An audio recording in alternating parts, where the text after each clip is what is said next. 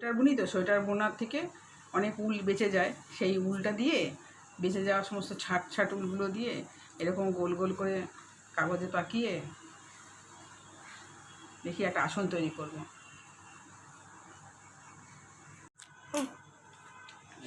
বার করে নিলাম, এই উলটা দিয়ে পেঁচি,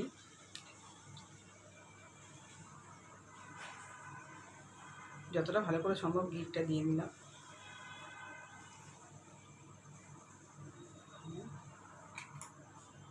কেটে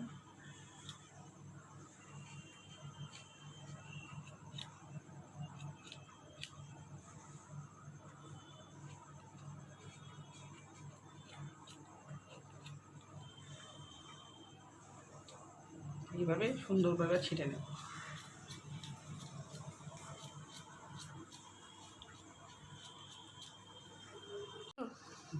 এই যে কেটে ফেলা কমপ্লিট হয়ে গেছে, এই হচ্ছে ফুল। এবার অনেকগুলো বানাবো, তারপর দেখাচ্ছি এর সাথে। কালারের ছাট উল দিয়ে এই ফুলগুলো বানালাম। এবারে একটা কাপড়ের মধ্যে বসিয়ে আসনটা তৈরি করে ফেলবো, তারপর আবার দেখাচ্ছি। বস্তাটা নিয়েছি মাপ মতো কেটে, এর উপরে এবারে সুতো দিয়ে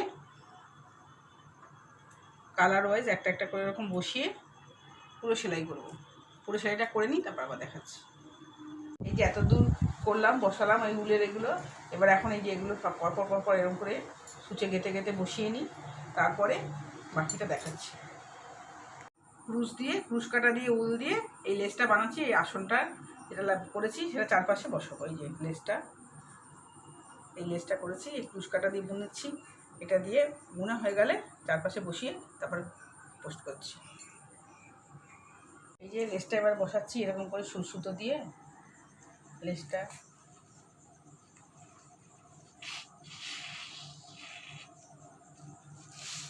এই যে এতটা বসিয়ে ফেলেছি, এবার এখান থেকে এটুকু বসিয়ে কমপ্লিট ফিনিশিংটা কেমন হয় দেখাচ্ছি।